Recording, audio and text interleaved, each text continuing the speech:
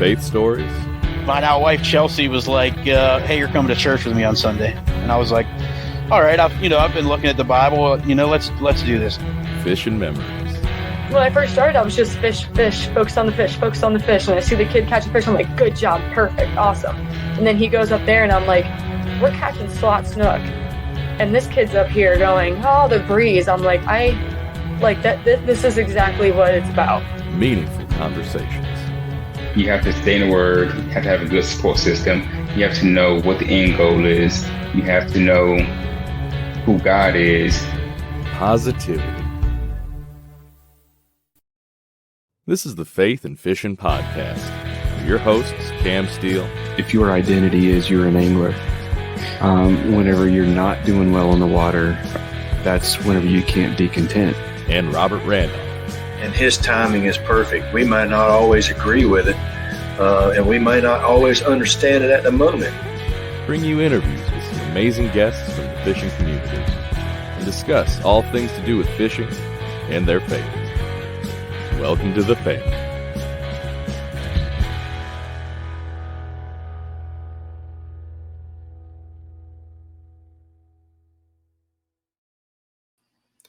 Hey y'all, welcome back to the Faith and Fishing Podcast. I'm Cam, and you are not going to be hearing, hey, and I'm Robert right behind that this episode. He is not going to be able to hang out with us tonight. He is still trying to manage that crazy work schedule of his, so he is not going to be able to have this fun with us this time. But we've got a fantastic episode. We are going to be having a lot of fun.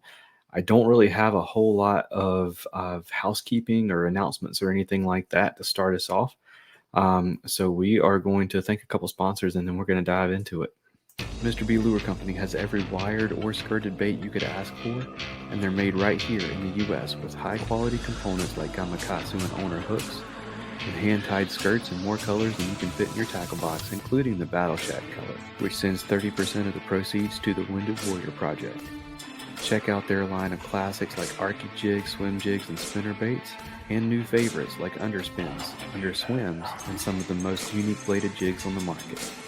Head on over to MrBLureCompany.com, that's MRBLureCompany.com, and use promo code faithnfishn, just like our Instagram handle, for 15% off your first purchase.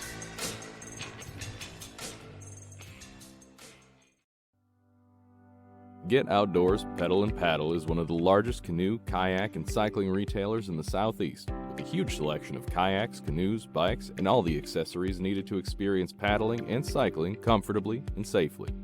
Get Outdoors helps to expand and educate the paddling community through their free demos held on local lakes in the Greensboro, North Carolina area, and through in-store clinics and on the water courses and demos, and will even get your new boat rigged up for kayak fishing for you. Stop by the shop in Greensboro, North Carolina, or visit them online at shopgetoutdoors.com to be wowed by their selection. All right, so a few months back, Robert and I did an episode called Start Bench Cut, and it was quite a hit. You guys seemed to love it, and I wanted to continue that going and start to invite people on, and so to enjoy this with us. And so for our first guest to venture into this, I brought on the guy who I kind of modeled it after, because he's got the overrated, underrated on his show. I was like, I want to do something to have that kind of fun with my guests at some point. Whenever, we've had them on, they've shared their faith stories, they've shared, they've done some sort of topical episode or something. We just want to get together, have fun. So we are joined again by Mr. Alex Rudd. Welcome back to the show, man. Thank you, man.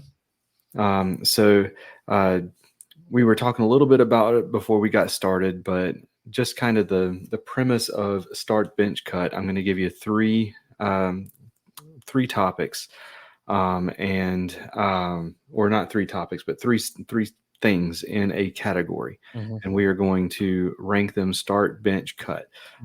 So you tell me which ones you're starting, which ones you're benching, which ones you're getting rid of. I'm going to do the same thing. I have already let my wife know that we are going to be diving down some rabbit holes tonight, so she is not to wait up on me. Right. And I wanted to go ahead and get a quick intro out of the way instead of go through any kind of announcements or sharing stories or anything in the beginning. Just dive right into it. But I will say I catered these as best as I could to you, and you'll see that in a few of them. Okay. And I like then and then I whenever I play start bench cut, I don't make it easy. These are not meant to be easy. Okay. So let's get things started. Right out the gate, we're gonna just dive into it. Okay. Cryptids. Oh, let's do it. All right. Heck yeah. I know you are a fellow cryptid lover, so Yes. we are going to dive into it. So start bench cut. The Mongolian deathworm, Nessie, and Mothman. Oh man. All right. I'm gonna cut Nessie. Okay. And the reason I say that is because like I feel like we've kind of like fleshed that one out pretty good. Like, you know, I mean, like, is there really a Loch Ness monster? Probably not. Like we've kind of they've really kind of fleshed that one out. Is it fun? Absolutely. Is it like the one that got us probably all into cryptids next to Bigfoot? Absolutely. But I mean, for what it is, we're gonna cut it. The Mongolian deathworm, I'm gonna have to bench it. And the reason I say that is because I really do want to start the Mothman. Like, we'll get into the Mothman here in just a minute. That's just the whole thing. But we're going to bench the Mongolian deathworm because one of my favorite shows growing up, and still to this day is one of my favorite shows, was the Expedition Unknown with Josh. Forgot his last name, but his name. I can't remember his name, but I know exactly what show you're talking about. Yes. And they did an episode on the Mongolian deathworm, and like that one stood out to me for some reason. So it's like near dear to my heart just because it was a fun episode that stood out to me. It's like one I watched more than once, and so I want to bench it. But I gotta start Mothman, dude. Mothman is wild. It is fun. It is probably one of my favorite cryptids of all time. Like, I love like anything about the Mothman. I'm always on it because legitimately, whenever sightings of the Mothman pop up, there's always something bad that happens. And it's like, I go down the rabbit hole deep with that one because like I just think, what is it? Is it a demon? Is it some kind of dark entity? Like, what is Mothman? You know what I mean? And then two, there are some of the greatest memes out there of Mothman that just, I love them. It's there's one, it's just like, I forgot what it was. It's like, it's YMCA, but instead it's Mothman. It's like Mothman, and it's like everything's dark, and they switch on the lights, and Mothman's just standing there, and it's Mothman. That's like one of my favorite things ever. So, yeah, Mothman. I'm gonna have to start Mothman because it's Mothman, For sure. So, whenever I was on, whenever Robert and I were on Field Quiver Outdoors podcast, we were asked what cryptid we were most intrigued by. Mm-hmm. Mine was Mothman. I mean, so I have always been a huge fan of cryptids, and Mothman has just always been at the top of the list of like, there's something different about it because all the other ones, there's some sort of animal or something that you can point to and be like, this is what it was based off of, or this is what they think it could be, or something like that. And with Mothman, it's like there's something to it, and it's scary. Oh yeah, awesome. Oh yeah. That's the thing, dude. It's like it's one of the few, like, because I love cryptids, but for the most part, like, you're right. You can point to about anything in nature and go, well, that's probably what this is. You know what I mean? Or this is where they got that story, whatever. But dude, Mothman is one of those things. Like, if you look up the history of like Point Pleasant and Mothman and where that all originated from, dude, that is some wild, like, that is a rabbit hole and a half to go down. And like, it's one of my favorite mysteries. There's a show on now called Unexplained Mysteries. It's on Netflix. It's like a series.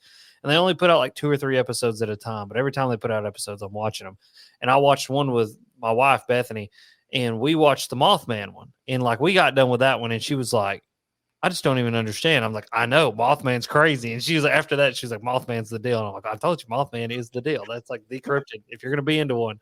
That and cattle mutilations. Those are like the two that I'm like, what is this? This ain't good. Like, this is something not fun about this at all. But some also is just like, you're so intrigued by it. Like, you can't look away. It's like a car wreck. You just gotta see, you gotta look.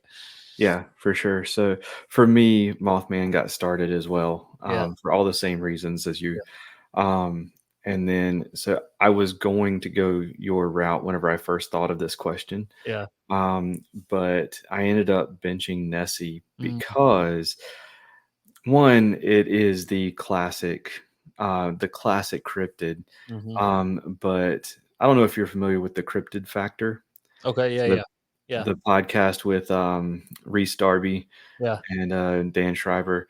But they're like producer and technician and stuff. That his name is Buttons, and they always just rag on him the whole show. And he's hilarious and everything. But he's actually he's a whiz whenever it comes to all things computers. Well, he got a hold of some pictures and put them to put them in order based off of their timeline, and like put them like on a map kind of, or he kind of put them as best into a video as he could. And it got picked up by another show. It was the kind of like these other shows that they've done. And and they went and tried to prove or disprove what those bubbles were. So what it was is it was pictures of bubbles, and everyone was like, "Oh, those are diving bubbles, 100%." They were like, "Well, we never saw a dive boat, and everything. We were watching for a long time. We never saw a dive boat." And so they went to the same spot, had the camera in the same spot, and had the diver go out and blow bubbles, and it was like, that is not the same thing. So just that kind of like resurgence kind of thing. And of course it happens right around the the anniversary of so like, well, dude, and like the thing with water, so like big bodies of water, oceans, Great Lakes, like I think we can all admit at this point that there are things in the ocean that we have still not seen. And I'm talking big things in the ocean that we've still not seen. Like, it wasn't even like 15 years ago. They're like, there's no such thing as a giant squid.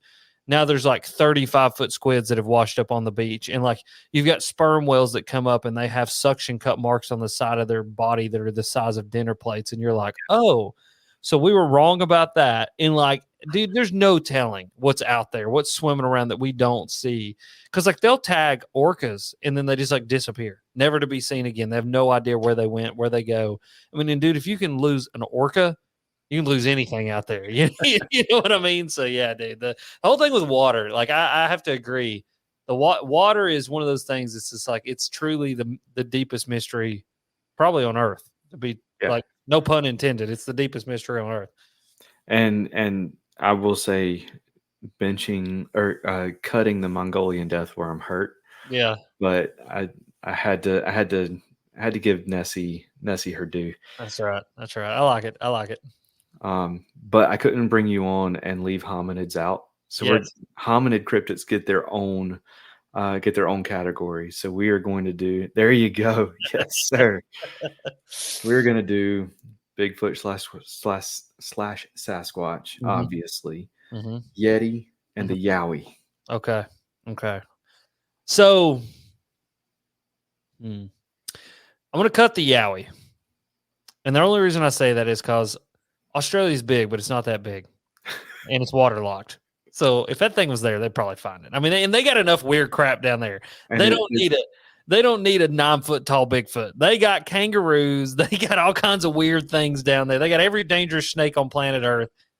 They don't need another one. Okay. There's only so many places for a 9-foot for a 9-foot being to hide in the desert too. Yes. Yeah. And I mean, when you've got, what is it? They've got like 8 of the 10 most deadliest snakes in the world, 10 of the most 10 deadliest spiders in the world, box jellyfish and great whites. The last thing that they need on their list of things to worry about down there is something to rip your arms off and beat you to death with them. Okay. So we're going to, hopefully we can just cut that one, period, for everybody's sake. Hopefully that really does not exist. I am going to bench the Yeti. And I bench the Yeti because we have taken the Yeti and turned it into a cooler brand that makes overpriced cups and coolers. Even though I do have a Yeti box sitting right here in the room with me. Yeah, there it is. I mean, they're overpriced. They're good stuff, really good stuff. Not going to knock them because they do make some of the best stuff and they got a really good warranty. But the Yeti is one of those things like, I think it could be real. I definitely think that there's probably something to it. But again, super harsh environment, essentially lives in a desert. It's one of those, like, you want it to be real, but I just don't know. Now, Bigfoot, Sasquatch, we're going to start that one. And the reason I say this is because I truly believe that there is enough untouched land in Northwest North America. Like, when you think about British Columbia, dude, like, that is I don't think people can comprehend how much open land is in British Columbia, Canada. And so, like, that northwest part of the United States up into British Columbia, all the way into Alaska. I mean, you're talking about there are places that humans have literally never put their foot there before. And one thing that I always go back to with the Bigfoot that, like, gives me hope that it's out there is I watched a documentary one time about orangutans. And these orangutans were extremely intelligent, and they did not want to have their picture taken. And it took this set of photographers, knowing that these orangutans are a real animal living in this jungle, going and looking for them. It took them like 5 years to get one picture of this one orangutan. And dude, like, I show it to people and people are like, oh, that's Bigfoot, that's AI. But this is like a real photo of orangutan that took like 5 years to get. And these orangutans were like burying their dead and like sweeping their footprints away with tree limbs and like swimming through the water so they couldn't be tracked via their footprints. I mean, these animals are hyperly intelligent living in the middle of the jungle. Now take that and extrapolate it out to literally hundreds of thousands, if not millions of acres of untouched forest in deep British Columbia. These animals have everything they need to survive, and they're intelligent enough to never be seen. And I think I want to have hope that it's real. So I'm going to start the Bigfoot, and I'm going to look for this picture while you're talking because I want to show it to you. It's crazy. Awesome. So I too am starting Bigfoot because Bigfoot is the quintessential cryptid. Whenever I said we are going to have cryptids, everyone assumed Bigfoot was going to be on that first list. Oh yeah. Whenever you think cryptids, you think Bigfoot, and Bigfoot is also in all of the world, probably, like you said, the most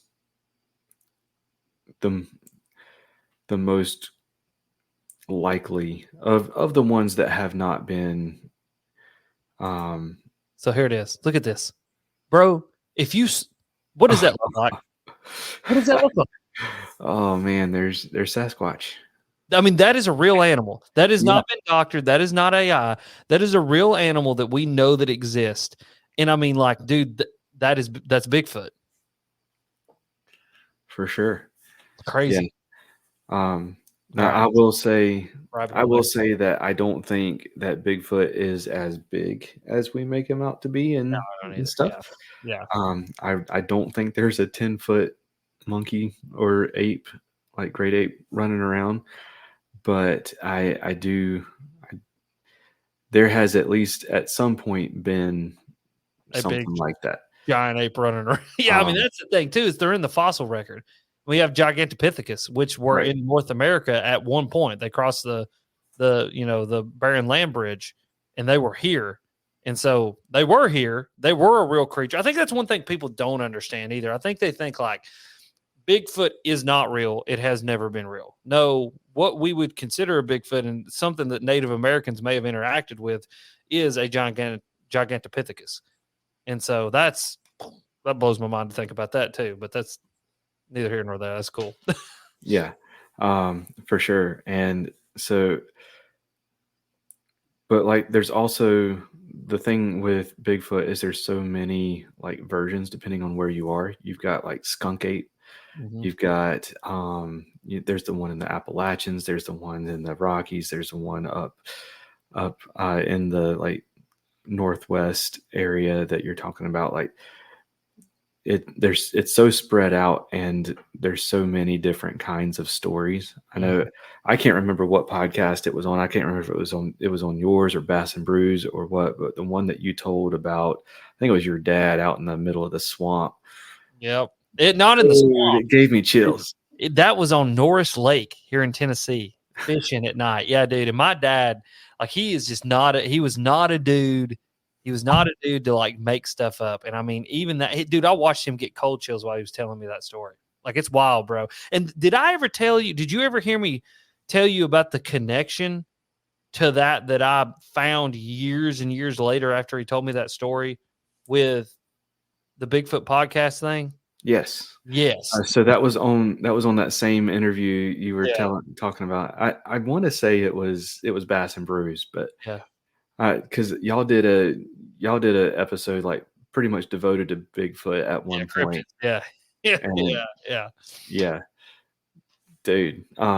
Anytime like you're hearing a story and they talk about all the sounds in the forest stop. Mm-hmm. I'm like, oh God. Yeah. This is where I die. Like, please don't rip my arms off my body and beat me to death with them. Like, yeah, no, dude. Yeah, it's crazy. So I am benching Yowie. Okay. And here's why.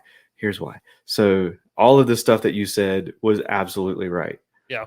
The only thing that I feel like you left out was the spiritual side of the Yowie with the Aborigines. Ooh, okay, yeah, I can dig on that. Yeah. So whenever you start like the Australian Bushmen, like they kind of have Bigfoot type stories, but whenever you start talking to the Aborigines, they have it's a spiritual entity. Yeah. And so that gives it a whole new level of I've got to keep this one around. Yeti is a abominable snowman. Yeah. It's a white Bigfoot that lives in a cave where there's nothing to eat. Yeah. But yeah, so the Yowie I'm keeping around for the spiritual aspect of it. I like it. Yeah. All right. So let's do fishing beards. Present company excluded. So I've got B-Lat, bearded dad fishing, and bearded paddler. Okay. Okay. They all have good beards. They do.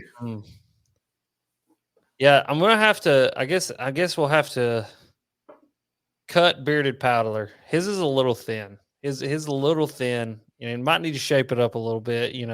Put a little bit of beard oil in it. Get that thing going the right direction. This is gonna be hard not to just like trash somebody's beard. Bearded dad, I actually met him just a couple weeks ago down at the Knucklehead thing.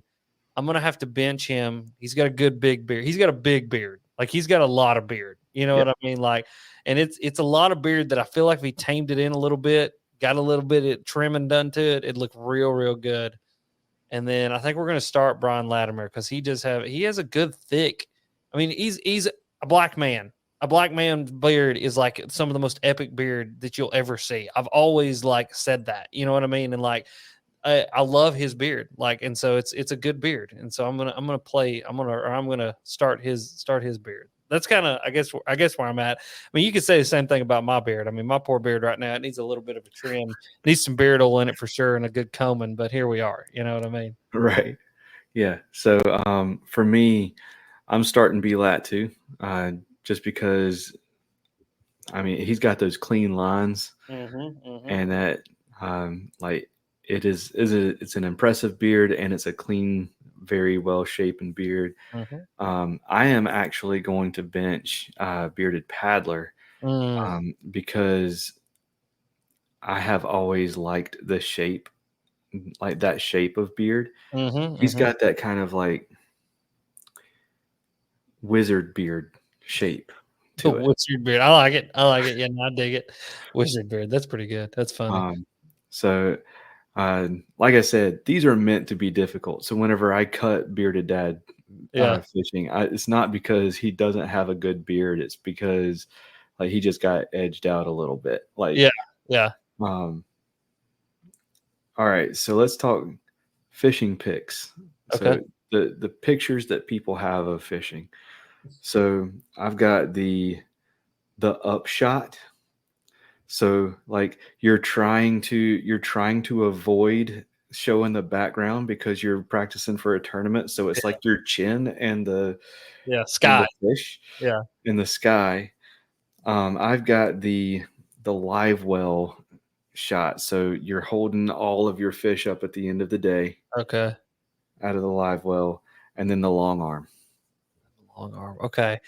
So this one, to me, I'll say to me, this one was difficult for the opposite reason. I'm like, I have to start one of these things. Yeah. No kidding. That's kind of where I'm at right now. Hot take. I'm going to start the long arm because there's nothing better than taking a 3-pounder and making it look like a 5-pounder and then making everybody think you're on something that you're not. I'm the master of that. I will tell you that. I'm a sandbagger, like, and I love to do it. And so, like, I'll always take some crazy picture during practice on the GoPro or something like that and be like holding it out and make it look giant and make it look way bigger than it actually is. Because then I'll post it and everybody's like, "Oh my gosh!" I'll be like, "Yeah, it was like a 22-incher," and just walk away mysterious, like, you know what I mean. And everybody's like, "Oh my god!" And so I'm gonna start the long arm just because I love to jack with people and I love to sandbag and I love to just be that guy. I'm going to cut the live well pick. I think that's useless. Like I think like putting fish in a live well, we're way past that at this point. Like there should be no reason that we're putting 5 giant fish into a live well and running them around and abusing them like we do. Now we could go down a deep dark rabbit hole with this about the biology of it all and the conservation aspects of it all. I've done that on my podcast. So if anybody wants to go listen to it, go listen to it over there because we went down those rabbit holes. But I just think in like 2024 with everything that we know about how hard it is on a fish when we put them in a live well, that putting them in a live well and then just to take a picture of them is just like, it's a loser move. So don't do that. So we're going to cut that one because we don't want anybody to do that anymore. And then we're going to bench the sky shot. And we're going to bench the sky shot it because just like the long arm, it's a great sandbagging tool. And so like you got to make those people nervous. You got to make everybody nervous the night before the tournament. You know, you post that big one, get that thing real close to your head and get that camera up there. It makes that thing's head look like it's as big as your head. And people are thinking, oh my gosh, Alex has got a 10-pounder and like he's on the big ones and we're going to have to go beat him. And so if it's all about mental games, buddy. I've learned with tournaments, if you can break them mentally, you can beat them. You got to break them mentally first and then you can beat them. But yeah, no, all jokes aside, like I think that, I think the upshot, it's like the old man shot too. You know, it's like people in their it's like people in their 50s and their 60s, like they don't know how to take a selfie. And I feel like every time I see one of those, that's what it's like. It's like some dude who's just a little bit older and he can't take a selfie. And that's what I feel like the upshot is. So there you go. That's awesome. Yeah. I will say for those of you who do the sky shot or the upshot, make sure your nose is clean first. That's right. Please. No bats in the cave. No bats in the cave. But yeah, so my list was the exact same as yours. Yeah. So I too enjoy the long arm. Don't post it on Facebook and be like, I caught a 10-pounder. It's like, yeah, your elbow's locked. It's not a 10-pounder. Yeah, But yeah, it's fun and it's a good shot. And then the sky shot annoys me a lot, but nowhere near as much as the live well shot. The live well shot, I agree with you. It's stupid. Carrying fish in your live well around, especially if you're not in a tournament. Yep. If you're not in a tournament, why in the world? Like if you're taking them home, all right, fine. Yeah, eat them. That's cool. Take them home. Yeah. But if you're doing that so that you can get a cool picture for your for your what's the 14 word? followers. Come Yeah. on, because that dude that does it always got about 14 followers, and he wants everybody to see the 25 fish that he caught and kept in his live well illegally. You know what I mean? And it's like, Yeah. here's the deal: is like normally the guy who posts that picture will hold up 5 fish that cumulatively might weigh like 13.5 pounds. So it's not like he did anything good. It's just he had to post it because it's like, Jim Bob and Jim Bob Coocher over here. It's like a couple rednecks in their bullet. And they got to drive faster than everybody on the lake, and they catch like 13 pounds. Like, I'm just going to put it out there. I'm going to stereotype everybody with one blanket statement. I'm putting that out there. That's the guy that takes that picture. Yeah, for sure. And thumbnail was the word I was looking for whenever I was like, just so that you can get that thumbnail. So yeah. All right. So we've got that one. All right. And just to note, if there is any visuals to this, yes, that is me and my dad holding 2 9-pounders. But here's the deal about those 9-pounders. Neither one was ever placed in a live well. What happened was we doubled up on 9-pounders. I went to net his and then netted mine, broke the net, and then had to hand line and like hand tangle in 2 9-pounders. And that is still one of the most epic shots I ever got with my dad. So there you go. I just want to put that out there for anybody. It's like, well, you got that shot right behind you. No. That was a double up on 9-pounders. So that. Yeah. And you know what? Even if it wasn't the case, it is still okay to look back and say, you know what? Yeah, that was stupid. Yeah. I did that all the time. And looking back, it was stupid. I did it. I was an idiot. I'll admit it. I did it like we did it all the time. It was because I was uneducated. Then I was ignorant to the reality of and I think too, man, not to go down a rabbit hole because we will. I think, too, we've moved into a different time in fishing. There's so much pressure now. There's so many tournaments now that, things that we used to be able to get away with and not hurt fish, now you can't do that. And it's because, for the most part, most fish are being touched by humans 4 or 5 or 6 or 7 times in a year if they survive that long and are able to handle that much interaction.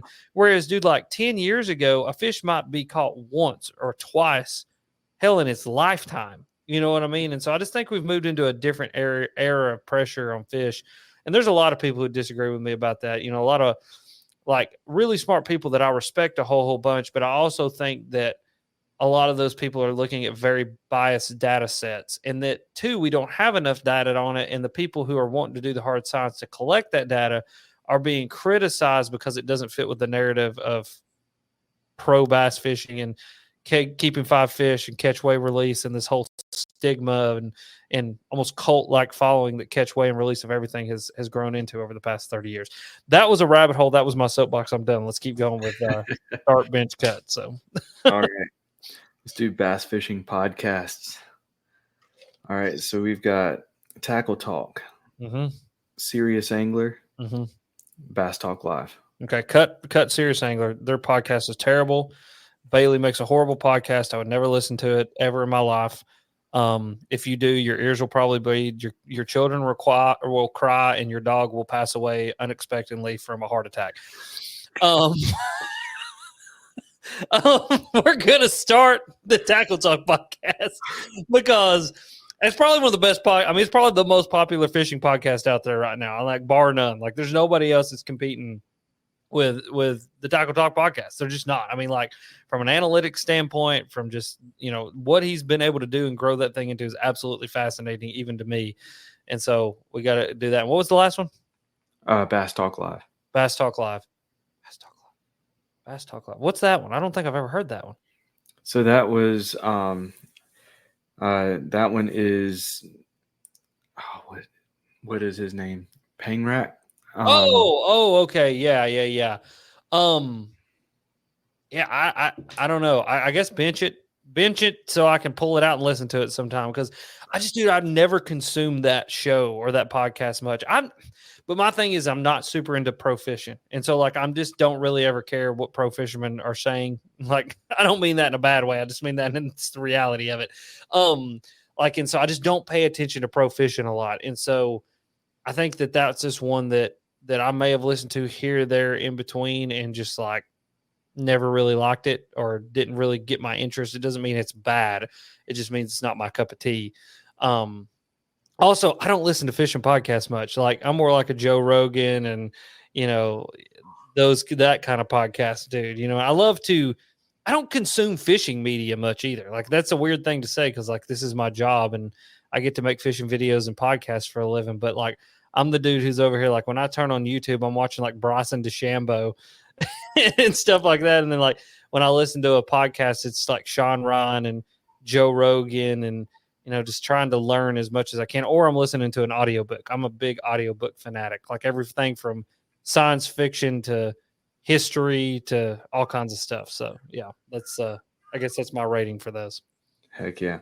Just to reiterate, Serious Angler podcast sucks. But anyway, go on. I'm sorry. I didn't mean to interrupt you. So for me, Tackle Talk starts, Serious Angler bench, and Bass Talk Live gets cut. I will say I learned a lot about podcasting from Bass Talk Live. Mm-hmm. And because they were one of the kind of the first bass fishing podcast that I came across, at least. I don't know if they were like the actual first Is or it a radio show first? Quite possibly. I feel like that maybe like that is the case. Yeah. Like, I don't know. I'd have to ask Matt. Like, I would have to like hit him up and ask him the history. Because I know there was another dude that did it with him for a hot minute, right? And like that was like the Bass Talk Live that I think I listened to was when that other dude was around, and then Matt took it over. Did the other guy die? I don't want to say anything bad. Did the other guy die or something? No, I think he retired. Okay. What is his name? I don't remember his name. Yeah. But he got sick or something, right? Like they did a fundraiser, or he had a heart attack, or something bad happened to him, right? Now that I'm not sure about. For some reason, I don't know why, not to go down a rabbit hole, but I'm like almost 90% sure something happened to him, like pretty serious, like serious injury or illness. And that's maybe why I thought he passed away, but maybe I must have got better. So he must not. Thank the Lord that there's nothing wrong with him. I'm just saying, like, I thought that, but yeah. Okay. Anyway. Okay. Yeah. I feel very ignorant on the subject now. I do too. Yeah. I'm going to have to like go look and like message you after this and be like, oh, well, he's not dead. He does own a small plot of land in Utah though. And owns a llama farm. But anyway, yeah. All right. So let's talk bass fishing bycatch. Okay. So starting, benching, cutting fish that you accidentally catch whenever you're bass fishing. Okay. All right. So bowfin, catfish, and crappie. So I've only caught one bowfin my whole entire life, and it was in Michigan, and I did it completely on purpose because I'd never caught one, and I wanted to say that I was caught a bowfin. So anytime I see a new fish swimming around, I got to try to catch it. I don't care what it is. It's like when I went to Florida and I was catching tilapia, cichlids, and then I caught something else that had human teeth. It was about 10 pounds and barely got into the kayak and almost took my finger off. So I did it. I said, I caught that thing. Paku? I think that's exactly what it was. Dude, it was wild. They were eating human teeth. I was like, that's got to be it. Yeah, dude, it was wild. It was in the St. Johns River, and I was throwing a wacky rig, and old boy goes, dink, and I go, zzz, and it zzz, and I was like, oh my word, what is this thing? And it gets up next to the kayak, and it's got human teeth, and it's going, and I was like, okay, like I don't like this. Anyway, so bowfin, I'm gonna have to start them. Now, let me tell you what I got to start them. That was one of the best frog blowups I've ever had in my whole entire life. That one bowfin I caught hit a frog harder than anything has ever hit a frog. And I boat flipped it into Benjamin Nowak's boat and got slime everywhere while he was screaming at me not to boat flip it into his boat and just made a total mess. And it was worth every second of him being angry at me after boat flipping that slimy thing into his boat. I'm going to bench the crappie because I want to have the crappie close by, right? Like you got to have the crappie close by for the simple fact that they taste good, they eat well, there's an abundance of them, and in my case, where I've only ever caught one bowfin, I want to be able to go to my backup real quick, which was my crappie. And then the last one was catfish. Yeah, catfish. Man, I caught a catfish punching the other day on Gunnersville. That was interesting. But cut them, man. They're slimy. They're nasty. They get snot all over your line. I mean, they do eat good, but all these lakes around here, they tell us not to eat them. So, I mean, to me, they circle when they fight. It's not a fun fight. Let's cut the catfish, man. Cut the catfish. Even though I do like eating a catfish every now and again, we're going to cut the catfish. Okay. And that's perfectly fair. Yeah. I have a bit of a beef with crappie, so I'm cutting crappie. Beefing with crappie. I have caught so many crappie in my life. Never once have I caught a crappie on purpose. Really? I have spent days trying to catch a crappie and cannot do it on I feel purpose. that. I But feel that. whenever I go and go bass fishing, I catch crappie all the time, Mhm. and it drives me insane. That's pretty good. And I will say, I do enjoy eating them, Yeah. but I do not enjoy getting beat by them. Yes. Um, so by default, catfish gets benched. I will say, catfish do have some aggressive strikes, and they can be fun. Oh yeah. I got on a bite one time on a creek where I was catching catfish on a popper, and That's cool. skipping a popper up under the laydowns or under the overhangs Yeah. and popping, and because I kept seeing stuff blow up under those things, and I was like, oh man, I'm gonna slay the bass today on a popper. It's gonna be great. Yeah. And it was catfish. That's I crazy. caught 4 or 5 of them on a popper one day, and I was like, man, this is insane. That's fun. That's really cool. Yeah. But the very first experience I had with a bowfin was whenever I was in high school, and I was fishing, and it blew up and ate the cork, not the bait that under the bobber. It ate the cork on top. Hmm. I was like, what is that? I need to know everything about that, and I want one. Yep. And spent quite a while after that trying to figure it out. And the first time I accidentally hooked one while bass fishing, I saw it come out from under this root ball, and it was this like almost 3 foot long tube just coming out. And whenever it got done with whatever it was doing, Yeah. you could not identify the spinner bait. Like That's awesome. the That's- wire was gone. Yes. Like the skirt was shredded. I mean, it was disintegrated. And man, those things, the fight that they put up is so fun. Oh, And there's just something special to me about catching stuff with teeth like that. oh yeah. I love toothy critters. Yep. And so yeah, bowfin has always held a special place in my heart. So Oh yeah. I dig it. I dig it. they start for sure. Yeah. All right, let's see. What's next? Fall baits. Ooh. Spinner bait, lipless crankbait, buzz bait. Oh, buddy. We're gonna start that buzz bait, son. We'll start that buzz bait. That's what we're gonna do. It is what it is. All right. Listen, I mean, I'll throw that thing all day long for one blow up. I love a buzz bait bite. So we're gonna start that buzz bait. We're gonna bench the spinner bait. Because you always want to have a spinner bait in your back pocket. It played for me the other day. We went and floated the river, couldn't get them to bite the bladed jig, couldn't get them to bite the buzz bait, pulled out the spinner bait, caught a 20-inch smallmouth. So, got to have the spinner bait with you at all times. You know, make sure it's in the back up there, and then we're gonna cut that lipless, man.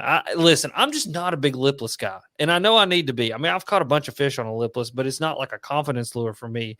And like, you know, my buddy Caleb, he'd probably be like trying to kill me right now, strangle me to death if he knew that, because like he's a lipless fiend. But like for me and how I fish and where I fish, man, like that small body medium diving crankbait plays way bigger than a lipless does for me, you know. And so I'm gonna cut it. But yeah, dude, that buzz bait. If you don't like a buzz bait bite, you're dead or you're stupid, or you're dead and you're stupid. I'm not really sure which one. Yeah. So I'm my list is exactly the same there. I have no confidence in a lipless crankbait. I have caught fish on lipless. I've never caught a big fish on a lipless, but I have caught fish on a lipless.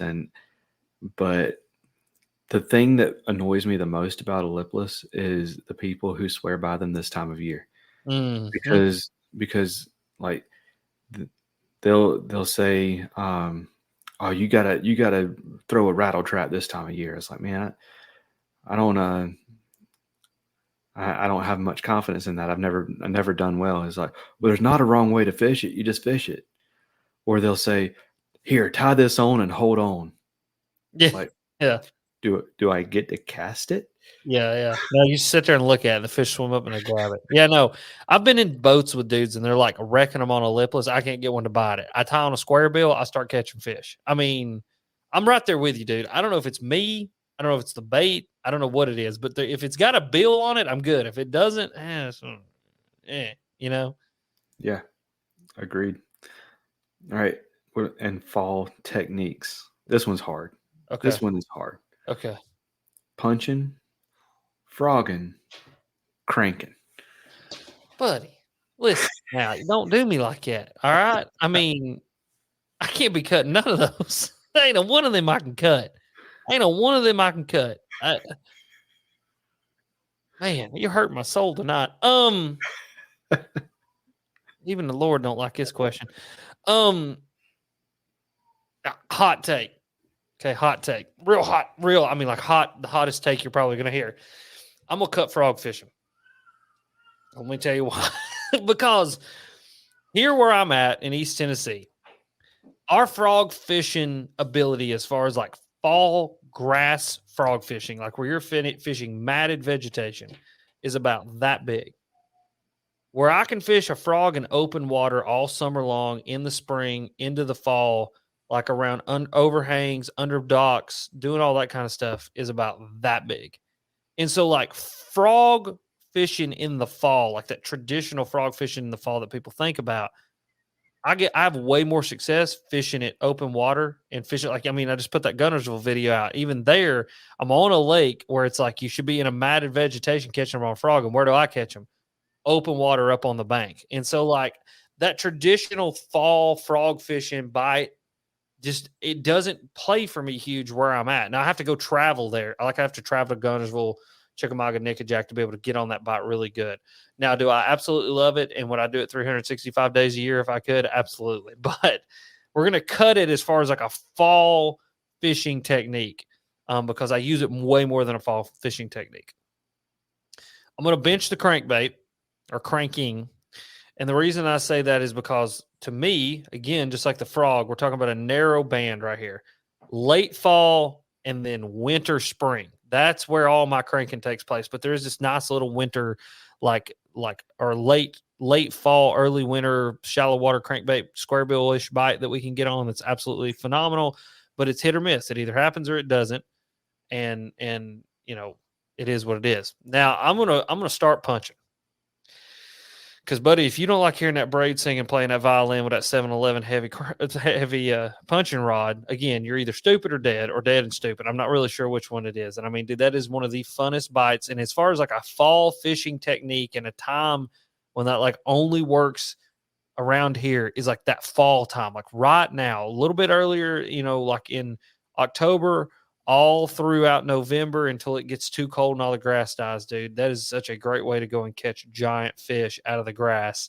And it's like a fall thing. That's when it happens, is in the fall. You get a big 1.5-ounce punching weight out, creature bait like a creature hog from Berkeley, and just go to swinging on them. And so I'm going to start punching because you got to love it. That is absolutely it's funny. So for me, frogging, and I don't know if that's just my location or what. To me, frogging is not a fall technique. Mm-hmm. Frogging is a summer technique. Mm-hmm. So I also cut frogging, as crazy as it sounds. I know, dude. Yeah. But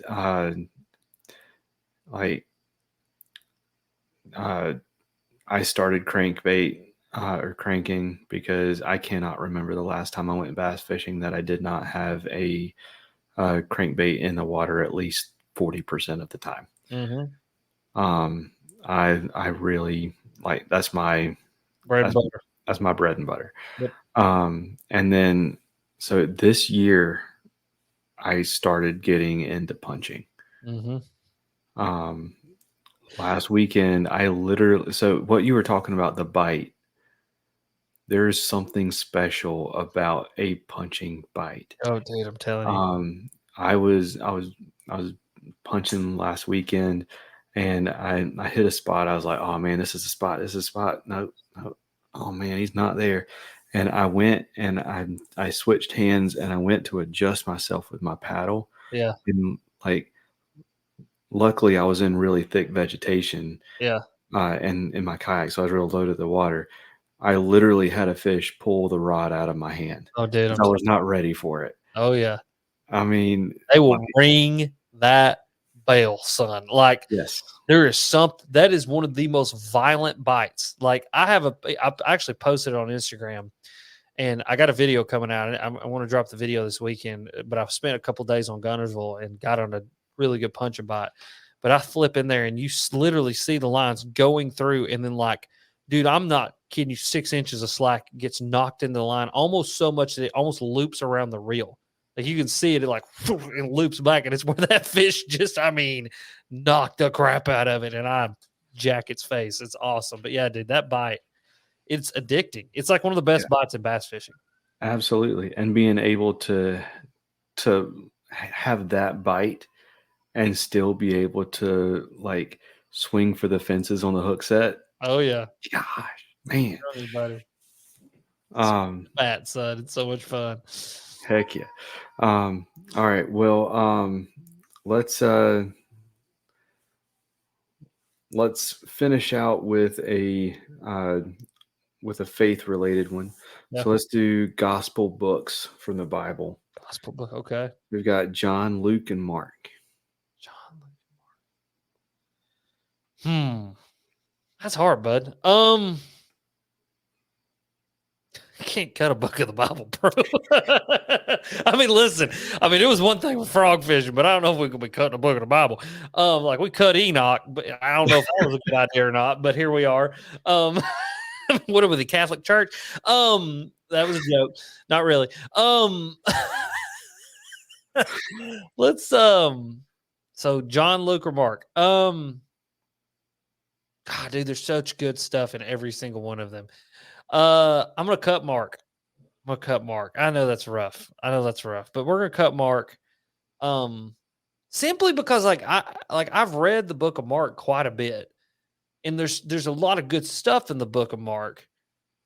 But like for some reason, like right now off the top of my head, I cannot like think of like something profound. I know there is something, obviously, that this, it's not what I mean. Like there's definitely something profound in the book of Mark, but it's just like one of those books that's like right off the top of my head right now, I'm thinking like, what is a Mark verse that I could like, oh yeah, that's a good one. You know what I mean? Or like that's that. I think we're gonna bench John, which still that feels weird. We've cut Mark, we've benched John. I don't think we should do either one of those to either one of those guys. But you know, here we are. Maybe Jesus had a lineup. Who knows? You know, I mean, I guess he did because Matthew was his favorite, right? So I mean, he did tell him that. He was like, "Listen, bro, you're my favorite. You're my starter." But yeah, we'll bench John, and which is crazy because of John 3:16 and 3:17. That's the thing. Is like a lot of people are like John 3:16, and I'm like, what about John 3:17? 3:17 is just as good as 3:16. You got to get both of those together.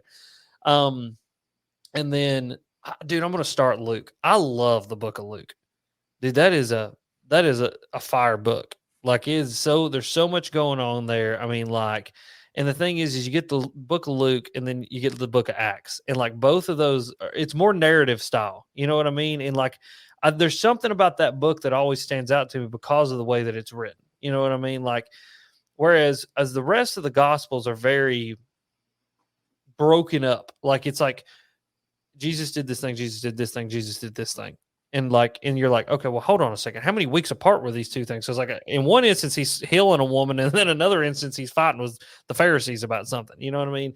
Where Luke and Acts both are more of like it's more narrative, and it reads more like a true story. And I think that both of those books, when they work in tandem, dude, are just really cool books of the Bible. And I don't think that both people realize that both of those really were written in a very similar time, or written very close together, and that both of them play well together as far as like, you know, being a giant narrative. And I just love that. I love that I love Luke for that reason. And so it's a book that I've always enjoyed reading. Absolutely. So I'm starting John because John just has, it's got everything, but the main thing is it has the thesis statement of the Bible is what I call it in John 3:16. So like I gotta put that one in at the start in the starting lineup, and then Luke. I'm benching Luke because I do love the I do love the perspective of having Jesus' story told by someone who was not one of the 12. And then, like you said, he was just a much better writer. So as someone who loves books, that makes a difference. Yeah. And then for Mark, it's like you said, Mark is awesome. Yes. But there's nothing in Mark that is only in Mark. Yes. I don't think. I could be wrong on that. It's been a long time since I've really gone through and compared the Gospels. But I don't know that Mark has anything that is exclusive to Mark. Yeah, I literally pulled up Bible.com real quick. I was just skimming through Mark thinking like I need to go back and visit Mark because now I'm thinking is there anything in there that I need to know? You know what I mean? But it's yeah,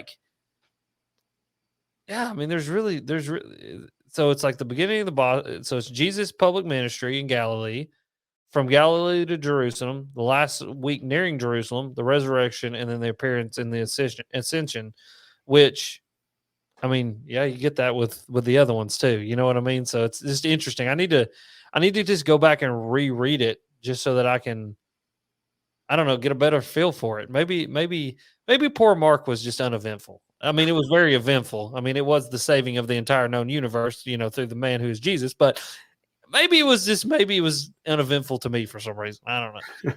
It's like saying Revelations is uneventful. I don't know if you can say, dude, that's the best part about the Bible. Is everybody's like, man, the Bible is just a dusty old book. No, dude, the Bible's got killing, it's got sex, it's got war, it's got death, it's got resurrection, it's got spirituality, it's got crazy beasts and beings that you've never heard of. I mean, dude, it's got everything that you want. If you want to read a good story, just go pick a book in the Old Testament and start going through it, because you're going to run into a story that you're like, did that donkey just talk to that guy? You're like, hold on just a second. Wait, hold up. It's awesome. I mean, yeah, I agree. I mean, you start reading through the Old Testament and you're like, hold up. He got so upset that they made fun of him for being bald that he called two bears down to just maul the children. Yes. It's so what good. kind of temper does this guy have?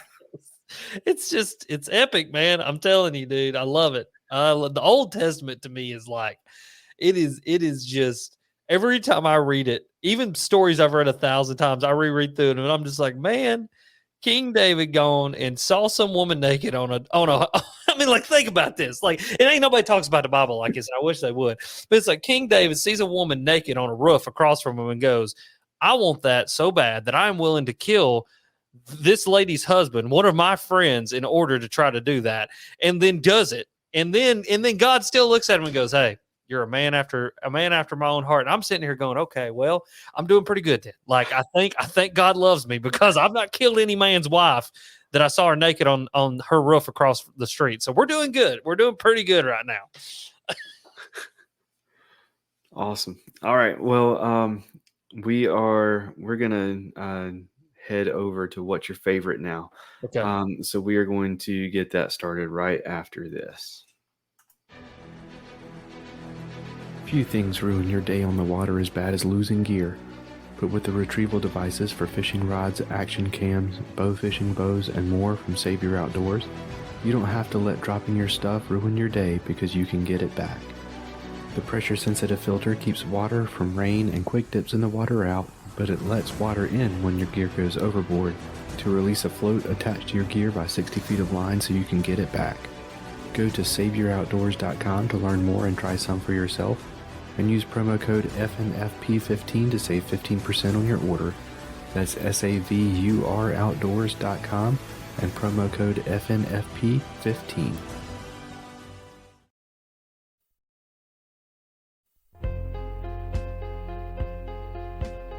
It's time for What's Your Favorite? Powered by Nakwa Adventure Gear.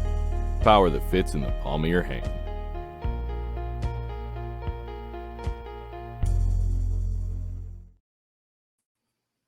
All right. So, we are going to kind of fly this one by the seat of our pants and just kind of make a few. That ain't a good idea with me, buddy, but go on. Go on. Make a few up for what's your favorite tonight. We're not going to do a whole whatever it is, 8 or 9 that we typically do. All right, so I got one. Who is your favorite presidential candidate? Go. No, I'm just kidding. We're not doing that. All right, go on. I'm sorry. I won't interrupt you. I might just go ahead and just remove you off of the screen. Let's see how fast we can get this podcast canceled. How about that? No, I'm just there kidding. You go. I mean, we are a faith-based podcast. It got canceled a long time ago. That's true. That's true. I mean, you can't even say the word Jesus anymore without somebody coming down on you. So anyway. All right. What is your favorite Halloween candy? Ooh, favorite Halloween candy. That's a good one. Dude, I'm a Reese's Cup guy. Like, I love just a good old-fashioned Reese's Cup. Now, that being said, Halloween, the Reese's pumpkin is superior to the normal cup, but the Reese's Christmas tree is superior to all Reese's products. And so the pumpkin, I guess, would be benched. The cup would be cut, but the tree would be started, to go back to the last segment. But I'm gonna say the Reese's pumpkin is my favorite Halloween candy because it comes out at Halloween, and it is just it's better than the normal cup. Okay. So, fun fact, and this probably has something to do with why it's better. So my sister and my mom have a gluten allergy. Okay. So I happen to know that the holiday versions of Reese's are not gluten free, but the regular Reese's cup is. So that plays a part in why it's better. Probably means there's some kind of preservative in there. It's going to give me cancer. So thanks for letting me think about that now, because I'm already weird and crunchy about what I eat. So that just made it worse. But anyway, thanks, Cam. Thanks. Sorry. It is probably what makes it better. There's probably just a extra touch of some carcinogens in there that just great for you, buddy. I'm just thinking flour, but sure. Yeah, flour, carcinogens, whatever. It's all the same thing. I mean, in today's world, it is. Like, you get online, you WebMD. Hey, why do I have this cramp in my side? Oh, you're dying of cancer. I was like, oh, okay. Well, then there you go. But anyway, yeah. You remember sorry, we're going to go down a rabbit hole. You remember the Jeff Foxworthy sketch where he's talking about his wife. His wife can't watch the medical commercials because every single one of them, she's like, I have that. Yeah. I have it. Yeah. And he's like, you do not have testicular cancer. Yeah. Yes. You don't even have testiculars. Yeah. I got a buddy named Michael, and he's a hypochondriac. And dude, literally, he will work himself up. Like true hypochondriac, not he just washes his hand. Like, he will work himself into a panic attack, a full-blown panic attack, watching medical commercials. And he called one day, he's like, dude, I got leukemia. And I'm like, bro, you ain't got no leukemia. He's like, no, I got leukemia. I was like, how do you know you got leukemia? He's like, well, my left thigh itches and my elbow's kind of hurting, and I Googled it and it said it's leukemia. And I'm like, dude, you ain't got leukemia. Just calm off of it. Yeah, that's good stuff. I love that. You ain't even got testiculars. I got to rewatch that one. That's a good comedy special. You got me wanting to watch that comedy special now. I'm gonna read the book of Mark and watch a comedy special. That's what this whole episode is going to result in. There you go. I will say, so for me, my favorite Halloween candy is the Haribo Twin Snakes. Okay, yeah. I don't know if you're familiar with those. They have one they're two gummy snakes that are connected. Yeah. One of them is sweet and one of them is super sour. Yeah. No, those are good. I like those. Yeah.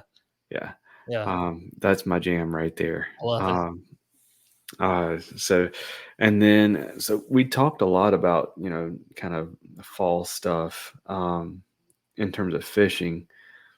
Um, what's your favorite part of fall to fish? So in terms of like the fall transition, like transitioning from like summer to fall, like what would be considered fall, and then like the transition between fall and winter. What's your favorite of those? So right now, and this is kind of unique to me, but if you live on a TVA lake or any lake that's controlled by a dam, and you have rivers that you're able to go and float and fish, like right now is the time, because we're having these big drawdowns. And so they draw these lakes down all fall long to get them ready for winter, because in the winter, East Tennessee, Western North Carolina, obviously, I mean, we've seen with these floods, we can get a lot of rain. And that's the reason the TVA system was designed. Now, it was never designed to take hurricanes. Actually, it was designed to take hurricanes and I think an earthquake up to like 8.0 or something like that. So obviously it worked enough that it didn't fail, right? But that's the reason all these dams were designed, is because in the winter, where we live and where I live in this part of the country is considered a deciduous rainforest. So we literally get a ton of rain. So they draw these lakes down. But right now, we're getting almost no rain because it's fall. And usually our falls are very dry and very mild. And so with these lakes being pulled down, with it being very dry and very mild, we've got like 55 to 65 degree river temperatures, and we've got smallmouth that hate every single thing that you put in front of their face, and they want to try to kill it. And so like right now is my favorite time, because that fall river, and then tomorrow I'm going creek fishing. That fall river and creek bite is on right now, and it's just getting better and better and better. And the thing is we got a limited amount of time, because once we have that first hard frost, it all kind of just, and it's done. And I don't know why. I don't know what it is about it, but it's like they just kind of are done. And then you got to start doing that transition from fall to winter. And everybody, the transition can be hard, because fish don't like change. They're just like us. When things change, they kind of shut down. But I like figuring out that puzzle as well. But I'd have to say right now is my favorite time. It's just that fall drawdown on the TVA lakes, especially these highland reservoirs, which feed these rivers, feed these creeks, and it makes these fish angry and want to bite things like buzz baits and slobber knockers and spinner baits, and you just can't be mad at it. For sure. And it's been an interesting year in terms of that so far, because I don't know about where you are in Tennessee, but for our part of the country, for the most part, I think we've gotten 1/8 of an inch in the past month and a half of rain. Yep. Like, it has been dry. Yes. Which Outside is of that hurricane, like literally, like we had like an 8-week drought, had that hurricane, and then just immediately went back into the drought. And it rained today, but it wasn't like a soaking rain. It was just like one of those dreary rains that gets everything wet, but like then it's supposed to be dry for the rest of the week again. And so yeah, dude, we're like way behind on the water that we need. It's made for some really pretty leaves, though. Oh, absolutely. Yeah, these trees are popping around here. Like I was like, man, I feel like I live in Michigan. I was like, this is awesome. Yeah. All right, man. Well, we are gonna go ahead and wrap things up. If we have anybody who's listening and this is the first time they've heard from you, kind of let them know where to find you. Give a shout out to whoever you want to give shout outs to, sponsors, supporters, all that good stuff. And then kind of give us a little idea of what's coming up for you. Yeah, no, I love it. Yeah, no. So anybody wants to check me out, it's Alex Rudd Fishing, Alex Rudd, RUDD on everything. You Google my name and I'll pop up. Got the YouTube channel, the podcast, Instagram, TikTok, the whole 9. We have a bunch of fun. Go out there, go fishing, go on adventures and that kind of stuff. But for what I've got coming up, I got some Gunnersville videos about to drop. I got a really cool river fishing video about to drop. I want to go fish a crazy creek tomorrow that I've never fished, go explore somewhere brand new, see what kind of trouble we can get into. But got a really cool trip planned in December, and I'm very excited to share it with everybody. I don't want to give away all the details just yet, but we are going outside the country to catch some bass. And so it'll be a fun trip, going to have us a good time, and I don't know, I can't wait. I'll say this much about the trip. The trip that I'm going on, we talked to the person who runs the place that we're going to, and he said the fishing report from last year at the time that we're going this year, he said that they sent out 12 boats and each boat averaged 40 pounds a day for their best 5 and averaged 150 fish a boat. Good gracious. Yes. So, going to be a good time, I got a feeling. Awesome. And all right. Well, yeah, man, thank you so much for coming back on the show. It is always a blast to have you on. And it is always fun to chase some stuff down rabbit holes with you, man. Oh yeah, dude. No, I enjoy it, buddy. I appreciate you for letting me come on. You guys got a fun show. And like I tell everybody, anytime you want me to come on a podcast, you just got to hit me up because I love to talk, as everybody has probably noticed from this podcast. And so I'm down for it anytime. But no, buddy, I appreciate you, man. I really appreciate the show and appreciate everybody listening. Absolutely. Take care, man. All right, buddy. See you later. Omnia Fishing is an online fishing retail store that has everything you need for your next outing. Whether you need tackle, rods, reels, fishing reports and tips, or even weather reports and topographical maps. With their ambassador program, you have the opportunity to buy baits and gear proven to work in your fishing spots, or submit your own fishing reports and get Omnia credit when someone buys something from your report. Upgrade your membership to Premium for free shipping and a percentage of your purchases back, or upgrade to Premium Pro to get Navionics, weather, and more on their already awesome app. Go to omniafishing.com and use promo code FNF10 for 10% off your purchase. Or if it's your first time making a purchase from Omnia, use promo code FNF15 for 15% off instead.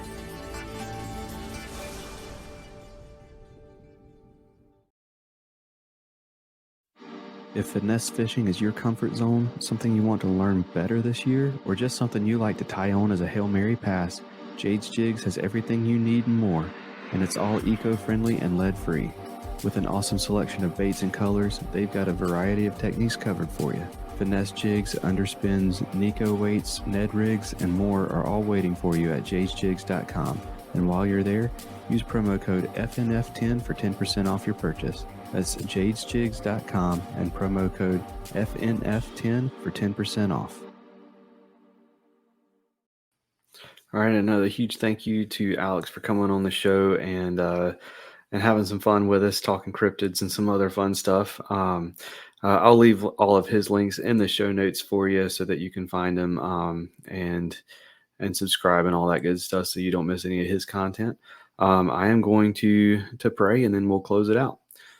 God, thank you so much for giving us this opportunity to come together, have some fun, talk about some crazy things, talk about you, talk about fishing, and just kind of share our passions with one another, and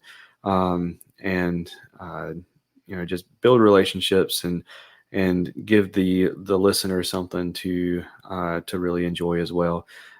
Pray for the listener, no matter where they are right now.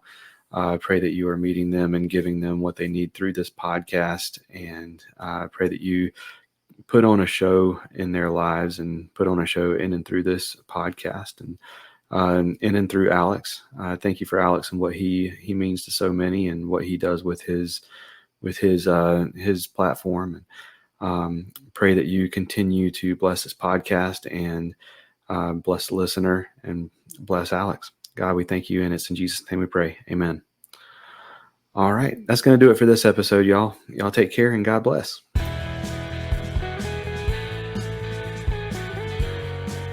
Thank you for listening to the Faith and Fishing podcast. Please consider supporting those that support us. Jade's Jigs lead-free finesse tackle. Use promo code FNF10 at jadesjigs.com for 10% off. Save your outdoors. Stop losing your gear. Use promo code FNFP15. SaveYourOutdoors.com for 15% off. Omnia Fishing. Check out Premium, Premium Pro, and their Ambassador program. Use promo code FNF10 for 10% off at OmniaFishing.com. And if it's your first order, use promo code FNF15 for 15% instead. Mr. B Lure Company. High-quality handmade baits made right here in the U.S. MrBLureCompany.com. Use promo code faithnfishn for 15% off your first purchase. Get Outdoors, Pedal and Paddle. Check them out at the shop in Greensboro, North Carolina, or at shopgetoutdoors.com for all your paddling and cycling needs. And Nakwa Adventure Gear, lighting, power, and all the connectors at nakwa.com. Please rate, review, subscribe on whatever app you're listening on. That's going to do it for this episode. Y'all take care and God bless.